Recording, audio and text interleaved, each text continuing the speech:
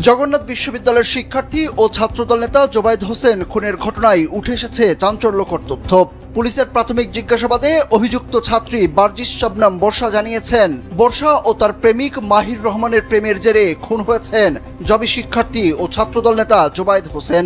জগন্নাথ বিশ্ববিদ্যালয়ের শিক্ষার্থী ও ছাত্রদল নেতা জোবায়েদ হোসেন হত্যাকাণ্ডের ঘটনায় তার ছাত্রী দায় স্বীকারে ১৬৪ ধারায় জবানবন্দি দিয়েছে। দুপুরে ঢাকার মুখ্য বিচারিক হাকিম আদালতের বিচারক রাজীব হাসানের আদালতে তার জবানবন্দি রেকর্ড করা হয়।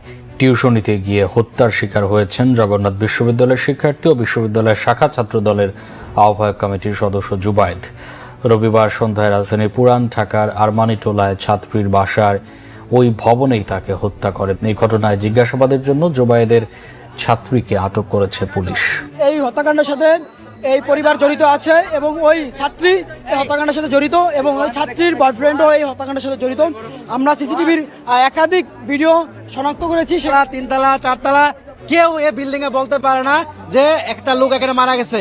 এবং সবচেয়ে খারাপ কথা হলো এখানে একটা লোক যে এখানে যখন সে আহত হলো ফিনকি দিয়ে রক্ত বের হইতেছে, তার প্রাণটা বাঁচানোর জন্য নিচতলা থেকে 3 তলা পর্যন্ত সে ছুটলো, কিন্তু কেউ এই বিষয় জানে না।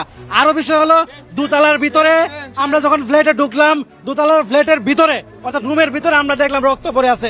দর্শক, ছাত্রী বর্ষা এবং তার বন্ধু এবং বান্ধবীরাই কিন্তু এই জুবায়েরকে হত্যা করেছে এবং যেই ভবনে তাকে হত্যা করেছে তার নিচতলা থেকে 3 তলা পর্যন্ত প্রত্যেকটা সিঁড়িতে রক্ত দেখেছে এবং তার রুমেও কিন্তু পুরো রুম ভরে রক্ত দেখা গিয়েছে। সুতরাং এত বড় একটা ঘটনা ঘটে গিয়েছে এবং এত বড় একটা হত্যাকাণ্ড হয়েছে, একটি মানুষও এই হত্যাকাণ্ড দেখে নাই। তার মানে কিন্তু এটাই বোঝাচ্ছে যে পুরোটা একটা মাস্টার প্ল্যানিং করেই কিন্তু এই জুবায়েরকে হত্যা করেছে এবং তার কারণে কিন্তু ছাত্রী বর্ষাকে ইতিমধ্যে কিন্তু গ্রেফতার করেছেন পুলিশ এবং তাকে রিমান্ডে নিয়ে পরে চাঞ্চল্যভাবে কিছু তথ্য বেরিয়ে আসলো, যা আপনারা এই ভিডিওটা দেখলেই বুঝতে পারবেন। তো দর্শক, এতক্ষণ দেখছেন ভিডিও শুরুতে শিরোনাম কিছু অংশ, এবার দেখবেন পুরো ভিডিও জুড়ে। তার আগে সবার কাছে একটা অনুরোধ, যারা আমার চ্যানেল নতুন আসছেন অবশ্যই চ্যানেলটি সাবস্ক্রাইব করে দিবেন, পাশে থাকা ব্ল্যাক আইকনটি অল ক্লিক করে বাজিয়ে দিবেন। তো দর্শক চলেন একটা লাইক দিয়ে সম্পূর্ণ ভিডিওটা ধৈর্য সহকারে দেখে আসি। 3 তলা 4 তলা কেউ এই বিল্ডিং এ বলতে পারে না যে একটা লোক এখানে মারা গেছে। এবং সবচেয়ে খারাপ কথা হলো এখানে একটা লোক যে এখানে যখন সে আহত হলো ফিনকি দিয়ে রক্ত বের হইতেছে, তার প্রাণটা বাঁচানোর জন্য নিচতলা থেকে 3 তলা পর্যন্ত সে ছুটলো, কিন্তু কেউ এই বিষয় জানে না। আরো বিষয় হলো দোতলার ভিতরে আমরা যখন ফ্ল্যাটে ঢুকলাম, দোতলার ফ্ল্যাটের ভিতরে অর্থাৎ রুমের ভিতরে আমরা দেখলাম রক্ত পড়ে আছে। আমরা যখন 3 তলা গেলাম, 3 তলা থেকে এটা আমরা পুরো ব্যাপারটা আমরা বুঝতেছি এবং অনুমান করতেছি এখানে পুরো ঘটনার সঙ্গে এখানে আমরা দেখলাম একটা প্রি প্ল্যান এখানে আছে, না হলে একটা হত্যাকাণ্ড হবে, একটা মানুষ মারা যাবে, এখানে কেউ জানবে না। আমার নাম মুন্না, আমি জগন্নাথ বিশ্ববিদ্যালয়ের বাংলা বিভাগের শিক্ষার্থী।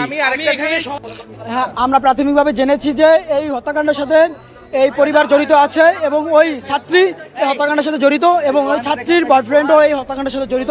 আমরা সিসিটিভির একাধিক ভিডিও শনাক্ত করেছি। সেখানে আমরা দেখতে পেয়েছি যে 2জন বালক, একজনের গায়ে লাল টি শার্ট আর একজনের গায়ে কালো টি শার্ট পরিহিত ছিল এবং তারা খুব এলোপাতাড়িভাবে দৌড়াদৌড়ি করে যাচ্ছিল এবং সেটা একাধিক সিসি ক্যামেরার মাধ্যমে আমরা শনাক্ত করতে পেরেছি। যে 2জনকে সিসিটিভিতে দেখা গেছে তারা কারা? আমরা আশা করছি যে ওরাই এই ঘটনার সাথে জড়িত এবং ওরাই এই হত্যাকাণ্ডের সাথে জড়িত এবং ওরাই জুবায়েরের প্রকৃত হত্যাকারী বলে আমরা এখন পর্যন্ত আমরা ধারণা করছি। আমরা জানতে পেরেছি যে ওই ছেলের বন্ধু ওরা হয়তো বা। তো আসার পর হচ্ছে আমরা প্রথমে সিসিটিভি ফুটেজগুলো দেখি। তো এই লেন থেকে ওই সামনে 2টা দোকানে হচ্ছে সিসি ক্যামেরা একটা আছে। ওইখান থেকে হচ্ছে একটা হচ্ছে গিয়ে লাল টি শার্ট আর হচ্ছে কালো টি শার্ট, আর কালো টি শার্ট যেটা ছিল ওইটা একটা ব্যাগ ছিল ছোট। তো আমরা প্রাথমিকভাবে ধারণা করতে পারছি ওই ব্যাগের মধ্যে ওরা হচ্ছে গিয়ে হত্যা চালানোর জন্য যে সমস্ত সরঞ্জাম ওইটাই বহন করে এনেছে। এবং আমরা শুরুতে যখন দেখেছি হত্যাটা আসলে বাইরে হয়নি, ওইখানে মেয়ের সাথে মানে লিঙ্ক বা যে কোনোভাবে ওই 2টা ছেলে ছিল এখানে ভিতরে হয়েছে, অর্থাৎ যে রক্তটা সেই রক্তটা ছিল সিঁড়ির একদম নিচ থেকে 3 তলা পর্যন্ত নিচ থেকে। টিউশনে আসার আগে ওই মেয়ে জুবায়েরকে ফোন দিয়ে নিশ্চিত হয়েছে আসবে কিনা। ওকে আমি ওখানে ছিলাম, পিবিআই যখন ইনভেস্টিগেশন করে, হ্যাঁ ওনারা যখন ইনভেস্টিগেশন করতেছে আমি ওনাদের সাথে ছিলাম অনুমতি নিয়েই, হ্যাঁ, ওর বডি যখন সবকিছু করতেছিল দেখছি। তো আমি দেখছি ওকে স্টেপটা করা হয়েছে দোতলা থেকে, হ্যাঁ, দোতলার সিঁড়ি থেকে করা হয়েছে এবং ও ওইখান থেকে আমরা যারা প্রাথমিকভাবে যেটা ধারণা করতে পারতেছি ও ওইখান থেকে উপরে ওঠার চেষ্টা করছে, কয়েকটা সিঁড়ি পার হয়েছে, ওইখান থেকে আর উঠতে পারে নাই ও। এবং যখন ওর বডিটা উল্টানো হয়েছে ওখানে আমি ছিলাম, ওর বডি উল্টানোর পরে এইখানে শুধু এখানে একটা স্টেপ, আর কোথাও কোনো আঘাত নাই।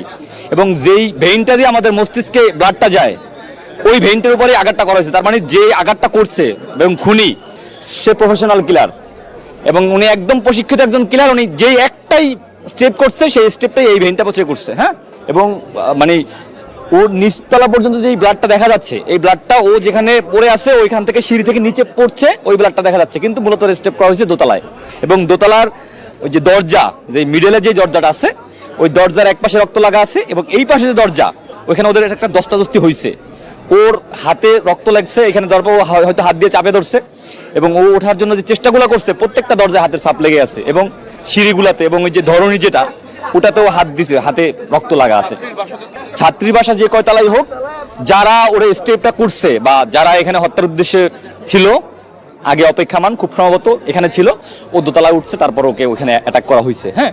এবং এই বিল্ডিং এ যারা আছে উপরের তলা ভাড়াটি হোক নিচতলা ভাড়াটি, ম্যাক্সিমাম লোক আমার মনে হচ্ছে যে জড়িত এটার সাথে। ওদেরকে প্রশ্রয় দেওয়া হয়েছে, এখানে একটা গেট আছে, এই গেটটা তালা মারা থাকে, হয়তো ওদের কাছে চাবি ছিল বা চাবি দেওয়া হয়েছে, যদি দারোয়ান থাকে দারোয়ানের অনুমতি নিয়ে সে ঢুকছে, এখান থেকে অন্য কোনো ঢোকার জায়গা নাই, হ্যাঁ।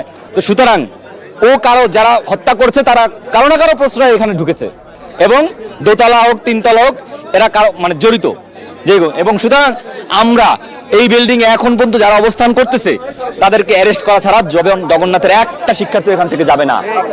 এবং জি জোবাই এখানে 5 তলায় উঠতে পারছে কিনা এটা আমরা সঠিক জানি না এখনো, এই হচ্ছে। কিন্তু ওর বডিটা 3 তলায় পাওয়া গেছে, এই হচ্ছে বিষয়।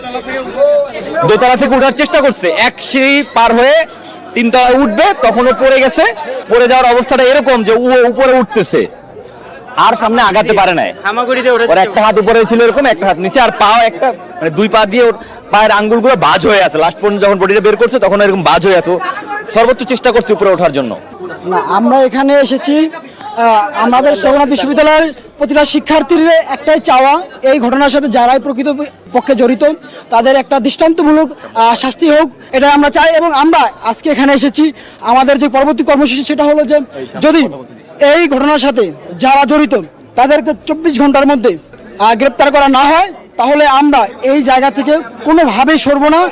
আর এই ঘটনার সাথে যে বা যারাই জড়িত প্রাথমিকভাবেও যদি কেউ অভিযুক্ত হয়ে থাকে অবশ্যই তাদেরকে জিজ্ঞাসাবাদ করার জন্য থানায় নিয়ে যেতে হবে।